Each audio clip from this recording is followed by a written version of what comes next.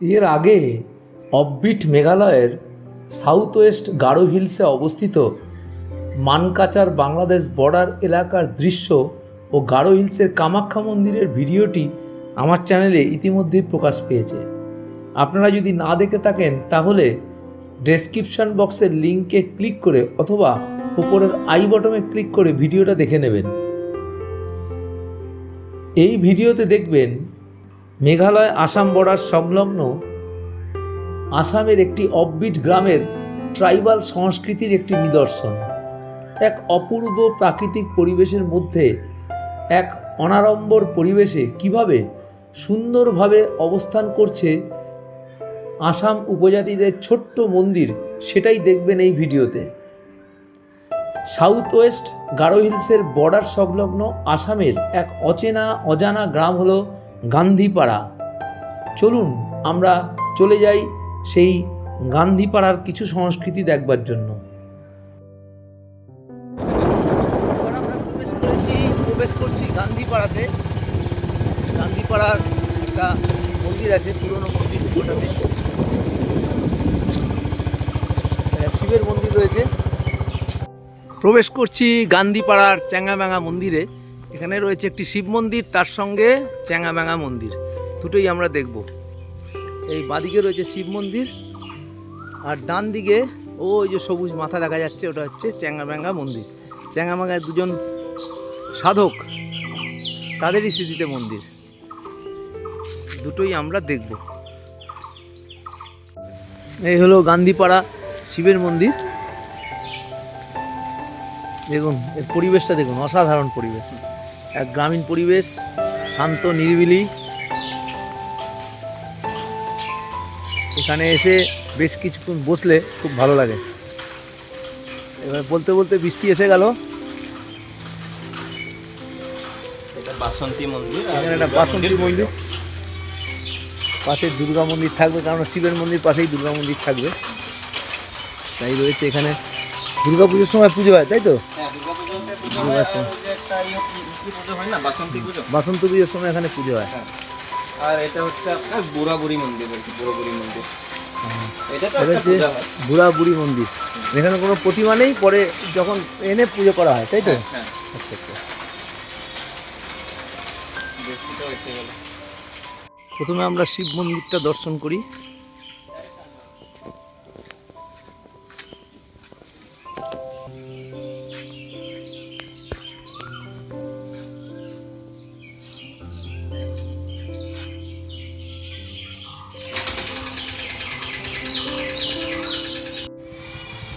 এই যে তোরণটা দেখতে পাচ্ছেন, এই তোরণটা হলো একটা ট্রাইবাল ফেস্টিভ্যাল হয়, সেই সময় এই তোরণটা বানানো হয়েছিল। এই তোরণ দিয়ে সব ট্রাইবালরা ঢুকে এসে এইখানে, এই গাছের নিচে, এটা কি গাছ? এটা হলো বানিয়ান ট্রি, এটা বট গাছ। বট গাছ, পুরনো বট গাছ।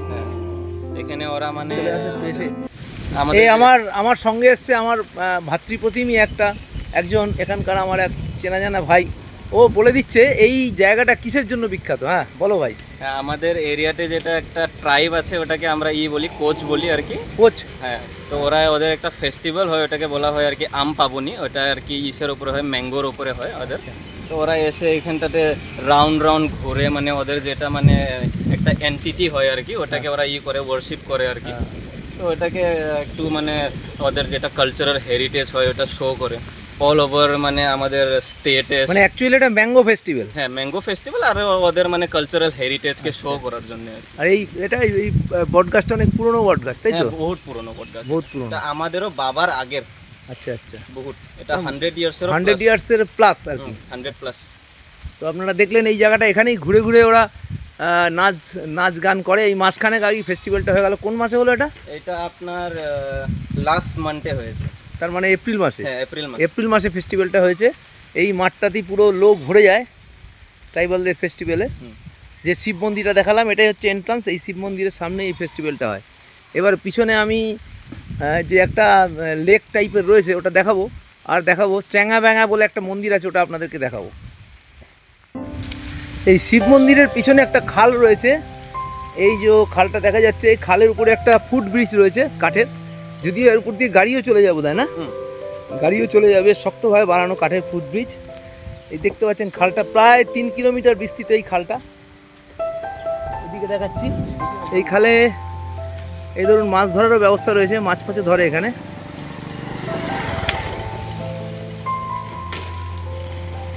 দূরে সব পাহাড় দেখা যাচ্ছে, আসাম মেঘালয়ের পাহাড়গুলো।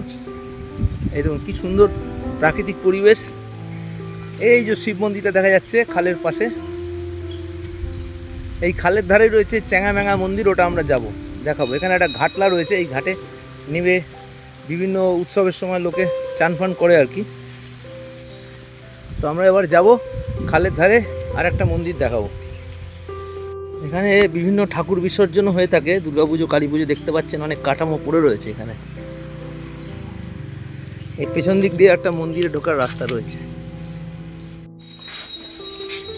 এই হলো চ্যাঙাম্যাঙা দুই সন্ন্যাসী, যারা এই এলাকায় তপস্যা করতেন অনেক বছর আগে। তাদেরই স্মৃতিতে হচ্ছে এই মন্দির তৈরি করা হয়েছে। এই শিব মন্দিরের পাশেই হচ্ছে এই চ্যাঙাম্যাঙা মন্দির, খালের ধারে।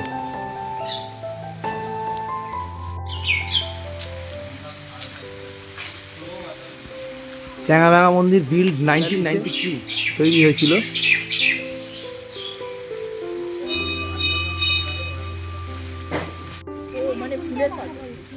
এই জালটা টেনে তুললো মাছ ধরার জন্য, না কোনো মাছ ওঠেনি, এবারে আবার নিচে ফেলে দিল।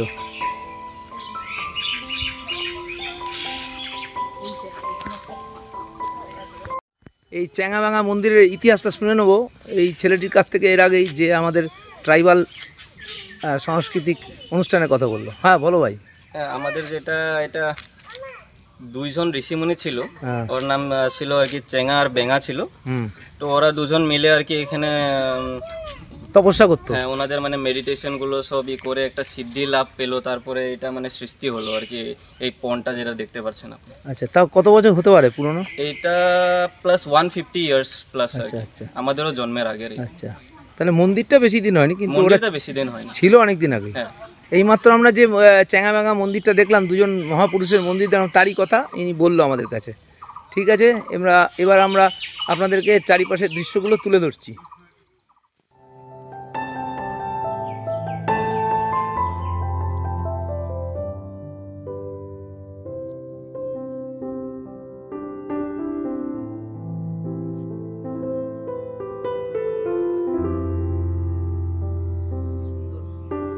এই জালটাকে কি বলে? এই জালটা, এই জালগুলো, এটাকে খেপলা জাল নাকি? না,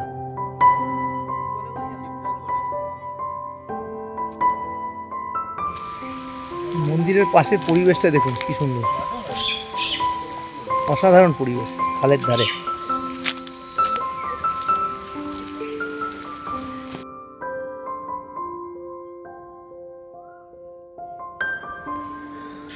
আজকের মতো এই ভিডিওটি এখানেই শেষ করছি। আবার অন্য সময় দেখা হবে অন্য কোনো ট্রাভেল ভিডিও নিয়ে।